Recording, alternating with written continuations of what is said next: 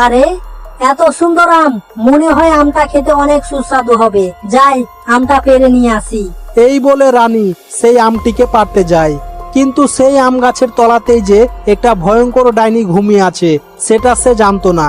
আর যখনই সে আম গাছের তলায় এসে আমটি পারতে যায়, আর তখনই নিচে শুয়ে থাকা সেই ভয়ঙ্কর ডাইনিকে লাথি লেগে যায়, আর সঙ্গে সঙ্গে তার ঘুম ভেঙে যায়। আর তাকে রেগে গিয়ে বলে, তুই আমারই গাছের তলায় এসে আমারই ঘুমকে নষ্ট করলি।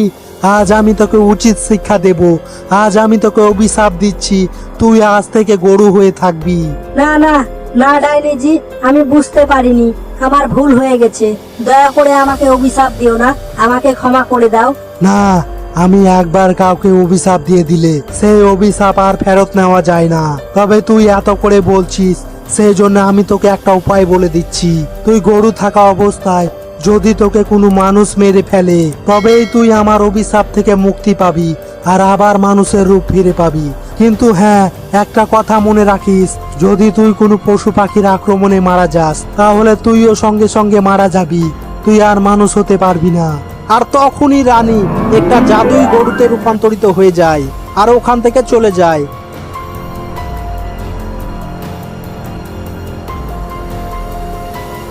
আর সেই গ্রামেই রামু নামে একজন রাখাল বাস করত। তবে সে অনেক দয়ালু আর ইমানদার ভালো মানুষ। সে তার স্ত্রী আর তার একটা ছেলেকে নিয়ে বাস করত। আর রামুর মালিক লালুর কাছে অনেকগুলো গাই ছিল, কিন্তু রামুর মালিক লালু অনেক লোভী, কৃপণ আর রাগী। আর একদিন রামু তার মালিকের গাইকে চড়ানোর জন্য তার বেটাকে সঙ্গে করে নিয়ে জঙ্গলের দিকে যেতে শুরু করে।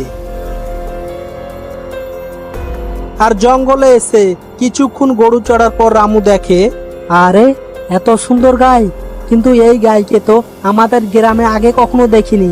কার গাই হতে পারে এত সুন্দর? যারই হোক, আমার কি। এই বলে রামু সমস্ত গাইকে নিয়ে তার মালিকের ঘরের দিকে যেতে শুরু করে। আর রামু দেখে সেই গায়ও তার পেছন পেছন আসতে শুরু করেছে। এইভাবেই কিছুক্ষণ পরে রামু তার মালিকের ঘরে এসে যায়। আর সেই জাদুই গায়ও রামুর পেছন পেছন সেখানে এসে যায়। আর তখনই রামুর মালিক লালু এসে দেখে, আরে রামু, এত সুন্দর গাই কোথায় পেলে? তখনই রামু তার মালিককে সব কথা খুলে বলে। এই শুনে তার মালিক অনেক খুশি হয়ে তাকে বলে, তাই আমার তো কপাল খুলে গেল। এই গাইকে দুদিন ভালোভাবে খাইয়ে মোটা তাজা করে আমি বাজারে বিক্রি করব আর অনেক টাকা পাবো। যাও যাও রামু, এই সুন্দরী গাইকে তাড়াতাড়ি ঘরে নিয়ে যাও। আর রামুও তাকে ঘরে নিয়ে আসে। আর পরের দিন রামু প্রতিদিনের মতো গরু নিয়ে জঙ্গলের দিকে যেতে শুরু করে। তখনই তার মালিক লালু তাকে বলে, ভাই রামু, এই সুন্দরী গায়ের দিকে একটু খেয়াল রাখবে, যেন কোথাও চলে না যায়, কেমন? আজ্ঞে ঠিক আছে মালিক, তুমি কোনো চিন্তা করো না। এই বলে রামু জঙ্গলে এসে গরু চড়াতে শুরু করে। আর কিছুক্ষণ পরেই রামু দেখে সেখানে সেই সুন্দর গাইটি নেই। এই দেখে রামু অনেক উদাস হয়ে তার মালিকের কাছে এসে যায় আর তার মালিককে সব কথা খুলে বলে। এই শুনে লালু অনেক রেগে গিয়ে তাকে বলে, কি কি সব ফালতু কথা বলছিস? এত সুন্দর গাইকে হারিয়ে দিলি মানে? আমি ওই সুন্দরী গাইটিকে কালকে হাটে গিয়ে বিক্রি করতাম, জানিস আমি কত টাকা পেতাম? আমার তো তোকে নিয়েই সন্দেহ হচ্ছে, তুই হয়তো আমার গাইকে চুরি করে নিয়েছিস। আর এখানে এসে মিথ্যা কথা বলছিস, বলছিস গাই হারিয়ে গেছে। আমিও সব কিছু শুনবো না। কালকের মধ্যেই তুই আমাকে গরু নইলে 50,000 টাকা দিবি, নইলে তোর কপালে দুঃখ আছে। এই শুনে রামু অনেক ঘাবড়ে যায়। সে বুঝতে পারছিল না যে সে এখন কি করবে। আর পরের দিন রামু সকাল হতেই তার ছেলেকে নিয়ে জঙ্গলের দিকে যেতে শুরু করে সেই গাইকে খোঁজার জন্যে। আর খুঁজতে খুঁজতে পুরো জঙ্গল তারা খুঁজে ফেললো, কোথাও গাইকে পেল না। আর তখনই রামুর চোখ সেই গায়ের উপরে পড়ে আর দেখে সেই গাই একটা জালের মধ্যে আটকা পড়ে আছে। তখনই জঙ্গল থেকে একটা বাঘ বেরিয়ে আসে তাকে খাওয়ার জন্যে। এই দেখে রামু তাড়াতাড়ি করে একটা লাঠি হাতে নিয়ে সেখানে এগিয়ে যায়। আর বাঘ লাঠি দেখে সেখান থেকে পালিয়ে যায়। আর রামু গাইকে জাল থেকে ছুটিয়ে নেয়। আর তখনই হঠাৎ জাদুই গাই কথা বলতে শুরু করে। ধন্যবাদ, আমার জান বাঁচানোর জন্য তোমাদের অনেক অনেক ধন্যবাদ। আর গাইকে কথা বলতে দেখে তারা অবাক হয়ে যায় আর বলে, এ কি, তুমি কথা বলতে পারছো? কিন্তু কিভাবে? হ্যাঁ, আমি কথা বলতে পারি, কারণ আমি গাই নই, আমি একজন রানী। এক ডাইনির অভিশাপে আমি জাদুই গাই হয়ে গেছি। কিন্তু তোমরা এই জঙ্গলে এসেছো কেন? তারপর রামু তার সমস্ত দুঃখ কষ্টের কথা তাকে শোনায়। এই শুনে জাদুই গাই বলে, আমি তোমাদের সাহায্য করতে পারি।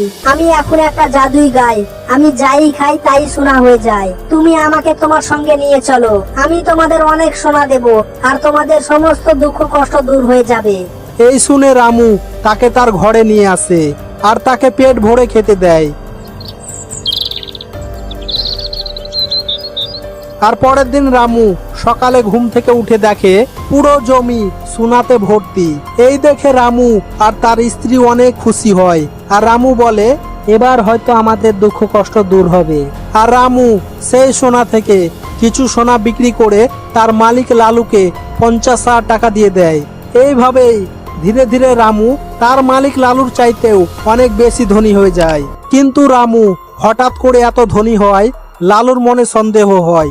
আর একদিন সে রামুর ঘরে এসে দেখে, আরে এত সোনা, এবার বুঝতে পেরেছি রামু কি করে হঠাৎ এত ধনী হয়ে গেল। এই জাদুই গাই যার কাছেই থাকবে সেই অনেক ধনী হয়ে যাবে। না না, আমি এই গাইকে চুরি করে নিয়ে যাই, আর আমিও রামুর চাইতে অনেক ধনী হয়ে যাব। এই বলে লালু জাদুই গাইকে চুরি করে নিয়ে যায়।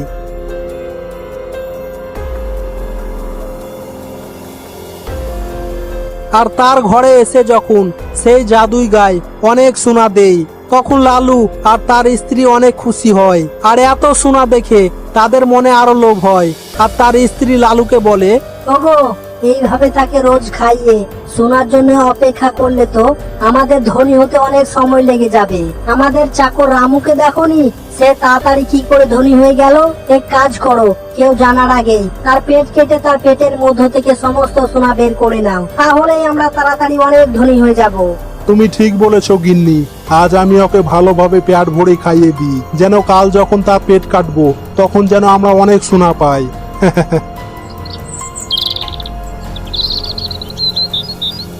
আর পরের দিন সকালে লালু আর তার স্ত্রী অনেক খুশি হয়ে চাকু নিয়ে সেই জাদুই গায়ের কাছে এসে যায়। আর জাদুই গায়ের পেট কেটে দেয়। আর তারা দেখে তার পেটের মধ্যে একটিও সোনা নেই।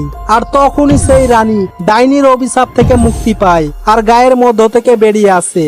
আর হাসতে হাসতে বলে, তোমরা দুজনেই অনেক লোভী আর দুষ্টু মানুষ, তাই তোমরা সোনা পেলে না। কিন্তু তোমাদের এই লোভের কারণেই আমি ডাইনির অভিশাপ থেকে মুক্তি পেয়ে গেলাম। এই বলে রানী সেখান থেকে চলে যায়। আর লালু আর তার স্ত্রী এই সব দেখে অনেক দুঃখী হয়ে কান্না করতে শুরু করে। হায় রে আমাদের পুরা কপাল, যদি আমরা আর লোভ না করতাম তাহলে আমরা ধীরে ধীরে ধনী হতাম, কিন্তু আমাদের কাছে তো এই জাদুই গাই থাকতো, আমাদের সব কিছু শেষ হয়ে গেল।